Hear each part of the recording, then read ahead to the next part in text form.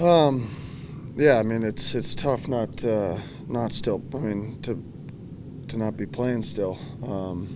So in that sense, obviously it's a failure. But at the same time, I think our team got a lot better this year, and I want to be careful how I say it because it sounds like we say that a lot around here. But really, with the youth that we have and the young and the rookies and a couple of the guys that have been around just a little bit longer, they really elevated their game this year, and I think it's going to be huge for us moving forward. But I meant what I said after the game. Our time is now, so we got to make sure we're putting the work in and be ready to answer. It's not good enough just to have a good regular season and be punted in 5 games. So. We got to make sure that we're ready to have another strong training camp, strong regular season, and then hopefully a longer run in the playoffs. And we know that it takes steps and it takes a long time to get there. And you got to figure out how we're going to approach that, in the fall. But we need to take the next step now, and I think we have the ability to do that and the guys to do it. Bob seemed kind of down on himself given the way that the series went. You've known him for a while now. What do you say to a guy like him, a guy in his position, or the position different than others maybe? But I tell him, I'm proud of him. I mean, we get 108 points and 50 wins because of Sergei Bobrovsky. Yeah. There's no doubt about it. I'll let him comment on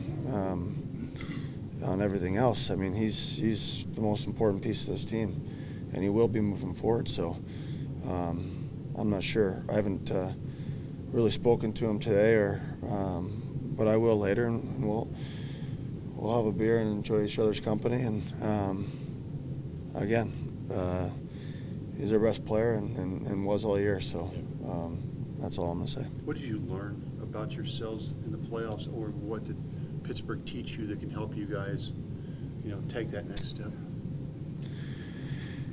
Yeah, you just got to, a couple things. I think the first thing is, opportunities are precious. You get the opportunity, you got to put the puck in the back of the net. And, they made the most of their opportunities. We weren't able to do that. That was the difference.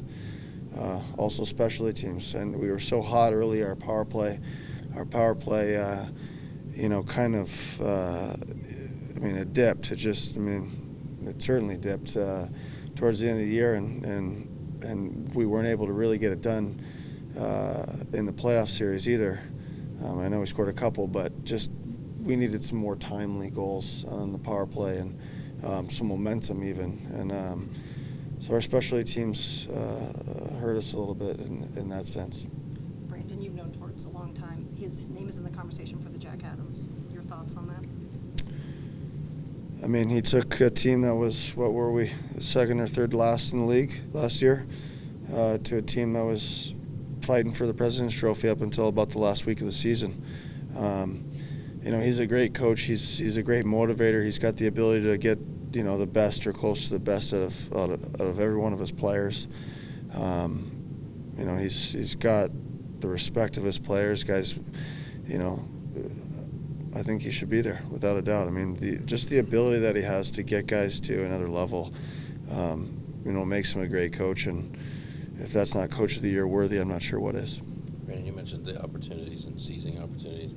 I know a little bit about how you burn as a player. The shot off Fleury's mask, how long do you take that with you? How long will that eat at you? Yeah, I definitely replayed that in my mind a few times since that game. But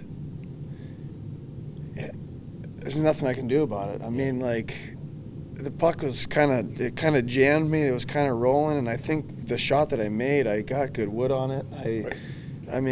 We talk about the inches, and could have been a different. Obviously, we'd still be playing right now. But there's nothing really else I could have done. So I'm not going to beat myself up over it. It wasn't like I had. I don't want to sell anybody on the bus, but like a Patrick Stefan moment where he got the puck in an empty net right there, and and even that case, it bounced over his stick. Poor guy. They came back and scored and put it in overtime, I think. But yeah, I mean, it wasn't a situation where it was just so blatant, like it was right there where Absolutely. I'm never going to be Right. it Wasn't a slam dunk. he came across and made a hell of a save, and he played a hell of a series. So, I think about it a little bit, but again, I'm just excited to get back to work. Really, I know it sounds crazy because it just ended, but I just think we have so much. And I hate saying it because I feel like we always say it, but I feel like we got something special here, and so I can't wait to get back after it. Was Team USA called about the Worlds yet? I haven't spoken to anybody. When you look at where your defense core maybe came from the start of last season to where it is right now, what are your thoughts? Well, I said it earlier in the season. I came back from Toronto, and I didn't know who Nudavara was. Never heard the name, I don't think. Didn't know. I think even a couple guys thought there was this skilled forward out there in some of the practices before training camp. Who's this Finnish forward? And obviously Marcus Nudavara is a defenseman and became a huge piece to this team. And so I just. The way that these guys stepped up, the way how much they improved, our back end, obviously Zach's up for the Calder. My opinion should win it. I know Matthew says 40 or Line had close to 40, but which is incredible as well. But just to eat the minutes that he did and play the way he did as a 19-year-old is pretty special. So. But all the way through, Jonesy got better. Jack is Jack. Savvy is Savvy. These guys are pros. They've been around for a long time. We're consistently, good on a nightly basis. So, a lot to be excited about with our back end. Do you think the rest of the league is looking differently at this organization now, and does that matter to you? It doesn't matter to me, but they should be, because I think we showed this year that we have the ability to play with and beat the best, and obviously now we got to back it up. We're not gonna. I don't know how many backup goaltenders we faced in the first 3 weeks of the season, but I don't think that's going to be the case next year. So we need to be ready to be hunted, and teams are going to want to come after us like they did in the second half of this year. So we got to be ready to accept that challenge, and with this group, I believe we will be. Brandon Tord said that training camp is going to be just as hard with a little bit more. Does that still scare the guys a little bit, or? It doesn't scare me. I've been through so many of Right. them. It's almost fun in a kind of a crazy way. I know it sounds ridiculous because it hurts so bad, or hurts so good maybe. When you're going through his training camp, it sucks individually, but if you look at the big picture and what it does for your team, and I think what it does for the guys to come in every morning and be able to bitch and moan to each other, and it just brings everybody closer.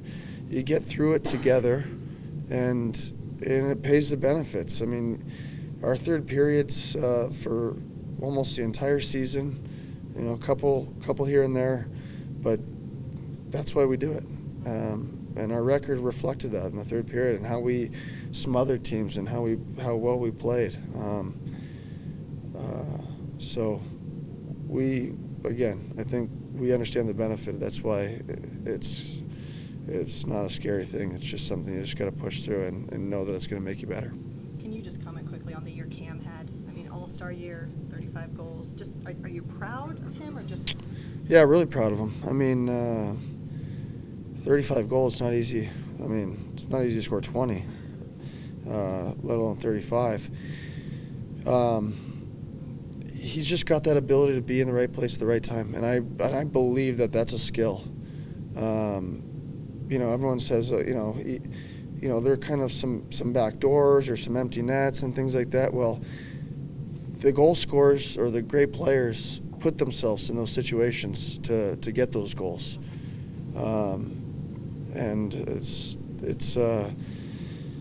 he had a tremendous season, without a doubt. Really proud of him and happy for him as well.